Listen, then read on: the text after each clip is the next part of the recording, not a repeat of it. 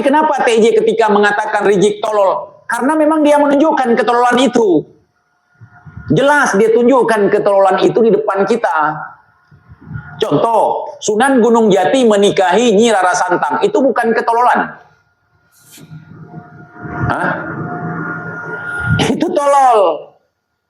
Kemudian mubahalah tunggal, mubahalah mono, mubahalah mandiri. Dari mana dia belajar mubahalah mandiri? Sendiri. Mubahalah itu nggak ada di dalam syariat kita. Sumpah laknat itu harus menghadirkan 2 orang, Nyil. Cebol. Nah, itu. Kemudian dia mengaku sebagai pejuang pemberani. Anak dari pahlawan, entah siapa bapaknya yang pahlawan.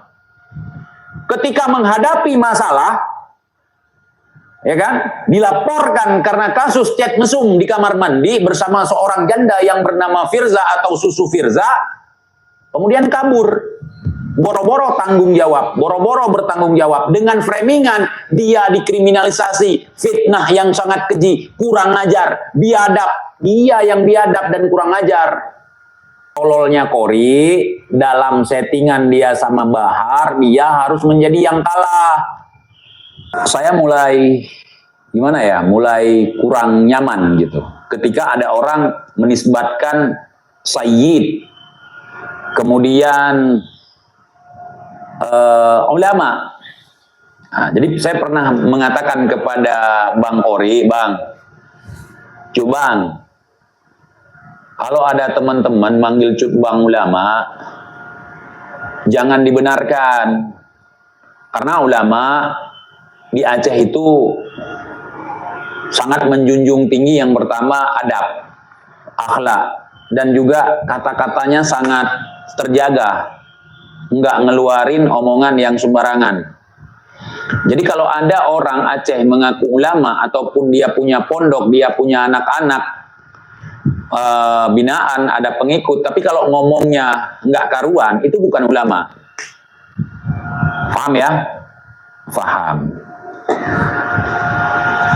Dan saya tidak mau berasumsi si Kori kenapa begini, tetapi dari awal saya sudah melihat sosok Kori ini tidak konsisten, sosok Kori ini tidak jelas, sosok Kori ini caper, sosok Kori ini pingin kelihatan hebat gitu. Yang saya nilai, mohon maaf kalau memang bukan begitu.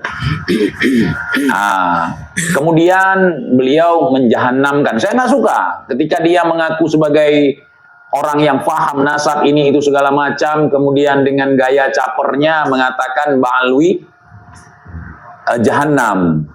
Nah, nggak boleh seperti itu kalau dia ngaku sebagai orang yang berpendidikan. Kemudian nantang-nantang duel. Di situ kan saya udah menampakkan sebenarnya ketika saya live dengan dia, saya ngelawak gitu.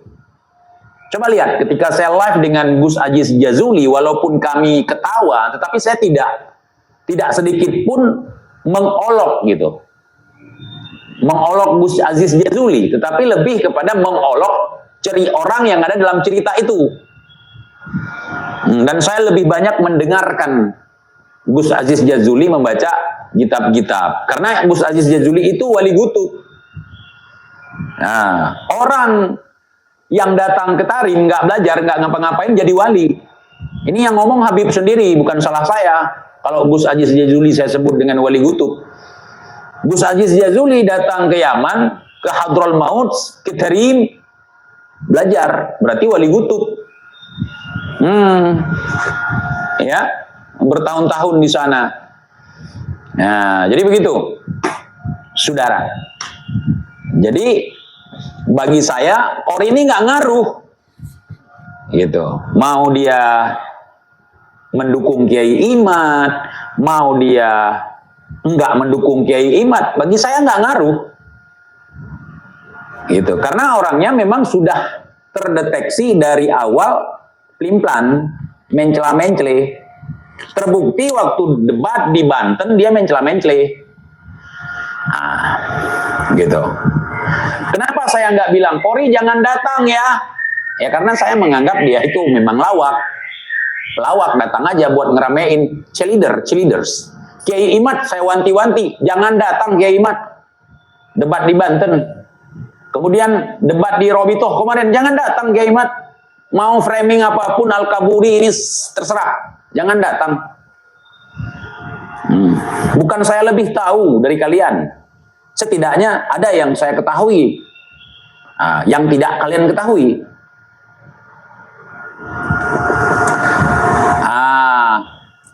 Jangan berasumsi. Bukan masalah cinta. Yang jelas Qori belot karena haplogrupnya bukan J1. Coba kalau haplogrupnya J1. Oh, lompat-lompat, salto bahkan.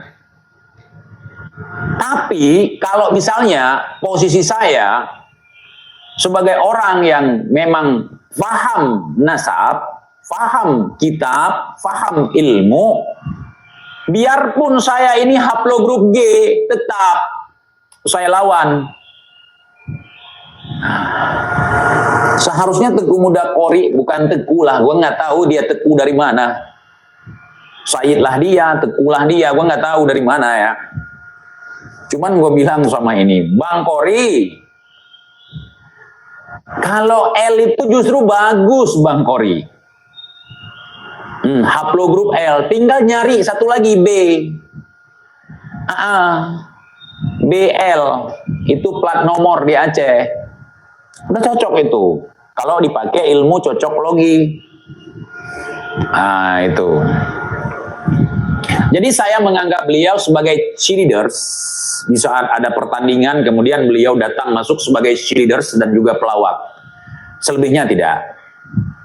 Karena kalau di Aceh ini, orang yang berilmu, orang yang paham ilmu, orang yang santri, itu tidak pernah mengucilkan ataupun menganggap orang lain tidak berilmu. Contoh seperti imam besar FPI Aceh yang bernama Muslim At-Tahiri. Ketika dia mengatakan, Imat, ente siapa? Ente nggak punya ilmu. Ente ibadahnya pun begini. Itu bukan ulama.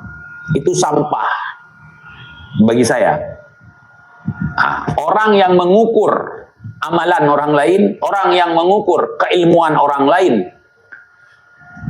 ya, dengan kebodohan yang dia miliki, nggak boleh. Tetapi kenapa TJ ketika mengatakan Rizik tolol? Karena memang dia menunjukkan ketololan itu. Jelas dia tunjukkan ketololan itu di depan kita. Contoh, Sunan Gunung Jati menikahi Nyi Rara Santang. Itu bukan ketololan. Itu tolol. Kemudian mubahalah tunggal, mubahalah mono, mubahalah mandiri. Dari mana dia belajar mubahalah mandiri? Sendiri. Mubahalah itu nggak ada di dalam syariat kita. Sumpah laknat itu harus menghadirkan 2 orang nyil, cebol. Itu. Kemudian dia mengaku sebagai pejuang pemberani, anak dari pahlawan, entah siapa bapaknya yang pahlawan. Ketika menghadapi masalah, ya kan, dilaporkan karena kasus chat mesum di kamar mandi bersama seorang janda yang bernama Firza atau Susu Firza, kemudian kabur.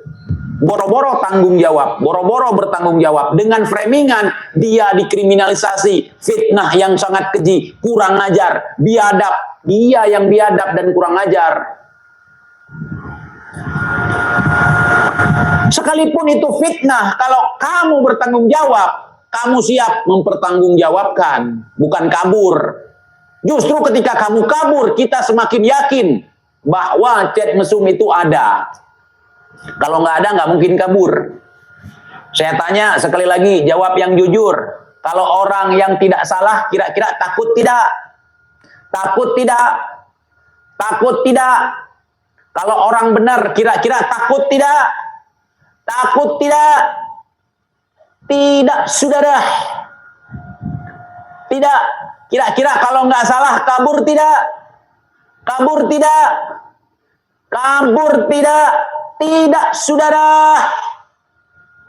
Apalagi pimpinan mujahidin yang diakui oleh bumi dan langit. Beliau itu punya pasukan 7 juta umat. Beliau itu punya garomah, beliau itu wali, beliau itu orang yang mewarisi akhlak dan fisik daripada Nabi, jasad daripada Nabi. Beliau warisi akhlak, jasad Nabi, khalqan wa khulqah.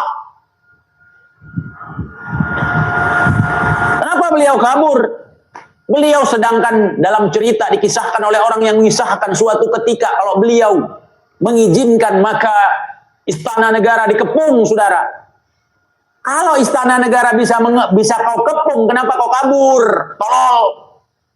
Mukibin pada tolol semua, di bodoh-bodohi sama si Rizik. Kenapa kau kabur kalau mengepung istana saja kau bisa?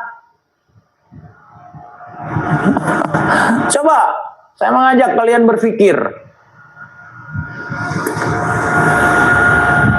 7 juta umat bisa dikomandoin, bisa memutihkan Jakarta, bisa memutihkan Tugu Monas. Giliran mutihkan si Pirja kabur.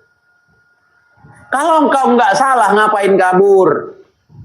Kemudian ngaku-ngaku ditampung sama raja, tahu-tahu overstay, terus buat drama bahwa umat Islam merindukan Habibana, pulanglah ya Habibana, suruh nangis-nangis Mukibin. Ya Habibana, pulanglah ke Indonesia, kami hari ini seperti anak haram di hari akhirat, yang tunggang langgang, yang kebingungan. Pulanglah ya Habibana, kamu nyo kalagi anu baju umroh akhirat, kata he gante musanga kena musanga gede. Ya Habibana, ya Imamuna, kami rindu, pulanglah. Terus digoreng. Karena banyaknya umat Islam di Indonesia yang merindukan Habibana, yang meminta Habibana pulang. Pulanglah dia, padahal overstay. Kita tinggal di negeri orang dalam jangka waktu yang lama, kita bisa dideportasi, kita bisa ditendang balik lagi ke negara asal kita, saudara. Itu playing victim yang mereka mainkan. Kemudian Kibin-Kibin nggak datang, si Bahar ngamuk. Mana kalian yang katanya cinta kepada Habibana Rizik bin Hussein bin Silak Al-Kaburi ai kontol? Kenapa di saat Habibana pulang kalian justru nggak datang? Ngamuk dia, marah-marah sama Kibin. Kibin maafkan sana, begini begitu. Coba kalian simak rentetan kejadian. Betul tidak? Betul tidak? Betul tidak? Saya memantau. Dalam 5 tahun ini saya memantau. Sebelum saya hijrah, saya tendang muka Rizik. Sebelum saya tendang muka Rizik, saya udah nyiapin semuanya. Kalau sekarang suruh berak dalam mulut Rizik, saya berani. Jangankan cuma menendang mukanya. Ya kan? Suruh berak dalam mulut si Rizik, saya berani. Nggak takut kualat. Coba TJ saya mau lihat. Nah, itulah Kibin. Kibin nggak paham bahasa, kan nggak mungkin saya berak di situ di mulut dia. Nah, kasihan tai saya. Masa tai saya lebih mulia dari dia, saya masukkan ke dalam mulut dia? Nggak mau lah saya, bayar baru saya mau. Emang Dato ente aja yang bisa buat tai jadi emas. Jadi nggak ada kerjaan, uli-uli Nah, kalau nggak ada kerjaan, dielus-elus tai biar jadi emas. Kibin. Ya, Masya Allah, saudara. Doanya nggak pernah dikabulkan sama Allah. Mendukung Pak Prabowo, 2 periode Pak Prabowo kalah. Ya Rob, inilah presiden kami, ya Rob, menangkan dia. Enggak lah, 2 periode kalah 1 tahun.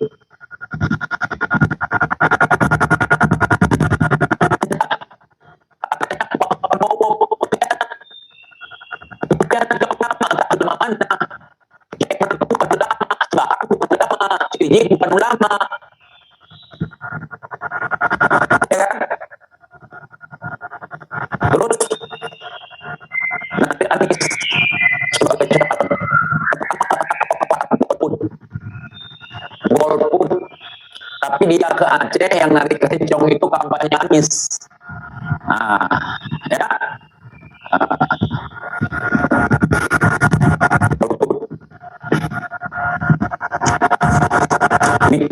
Jadi saudara, kori itu tidak membawa pengaruh apa-apa untuk tesis Kiai Imad, mau dia debat, mau dia duel, kita udah tahu, sama-sama udah tahu kualitasnya. Dia sama Bahar settingan, saudara. Dia cari muka, dia ketakutan, dihadang di mana-mana. Jadi orang seperti itu bukan ciri khas, dia akan sebut-sebut saya bangsa Aceh begini begitu, bangsa Aceh bukan penakut. Diancam seperti itu saja sudah belot. Paham ya? Paham. Gitu aja udah belot dia.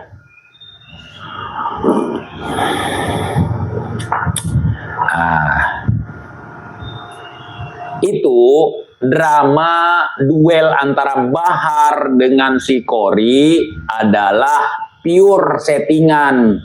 Cuman tololnya Kori, dalam settingan dia sama Bahar, dia harus menjadi yang kalah. Paham? Dia nggak mewakili Aceh, begitu juga saya. Jadi kalau ada orang bilang TIJ bikin malu Aceh, apa urusannya? Kalau memang Aceh punya mama kau pagarkan, kau pagari, kau kasih batas, biar aku nggak masuk. Gitu ya. Kita ini orang bebas. Datuk kami dulu berperang membebaskan Aceh dari penjajahan. Jadi saya boleh dong menikmati suka-suka saya. Yang penting saya tidak menghina ulama. Tidak menghina para sayyid, para syarif hanya untuk nafsu.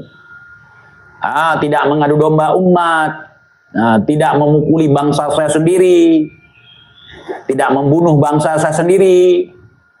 Kemudian hanya dengan perbedaan partai politik saya harus memusuhi.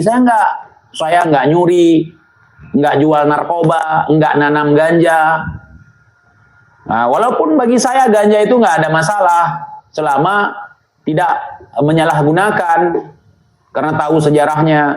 Tapi karena aturan pemerintah dan juga fatwa dari ulama itu haram, ya saya nggak menanamnya lagi gitu. Paham ya? Paham. Saya nggak cabul sama istri orang, sama anak orang, atau sama siapapun. Enggak, kan saya nggak bikin malu Aceh. Saya nggak nyuri, saya nggak ngerampok, saya nggak nidurin istri orang, nidurin anak orang di luar nikah. Enggak, saya nggak pernah ngelakuin itu. Enggak. Wallahi. Ya. Nggak akan sanggup saya seperti itu. Saya kalau mau buat maksiat keluar Aceh. Misalnya, saya mau ke tempat remang-remang gitu. Bukan untuk berzina, bukan untuk mabuk-mabuk. Saya untuk joget-joget aja. Dulu waktu saya masih jahiliyah gitu. Saya ke Batam ataupun saya ke Jakarta, ajeb. Cuman saya enggak gimana ya? Saya enggak pernah begitu. Nauzubillah, itu fitnah yang sangat keji. Padahal saya lakuin. Masuk diskotik misalnya, charter kamar misalnya. Saya ngakuin, bukan bangga dengan dosa, kan enggak dosa.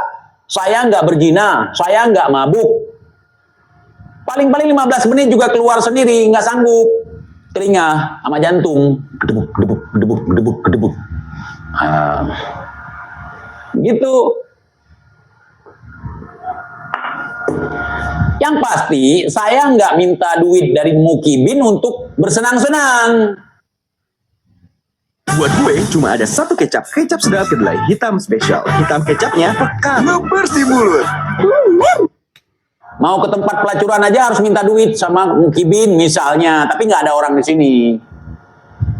Nggak ada. Itu cuma cerita saya. Kalaupun ada jangan marah, memang ada.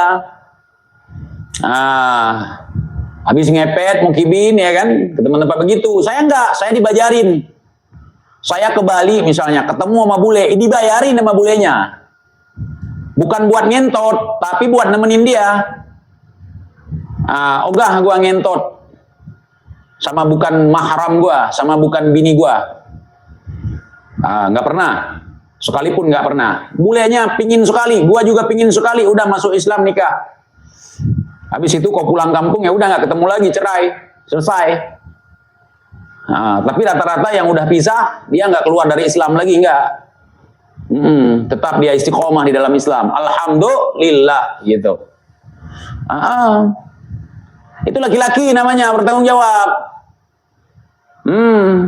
Walaupun usia pernikahannya kan sebentar saja itu. Kan ada anak aku tunjukkan kemarin tuh, yang aku posting itu. Itu mama sama mama dia bukan memang pacar atau apa. Dia pingin gini, ya udah.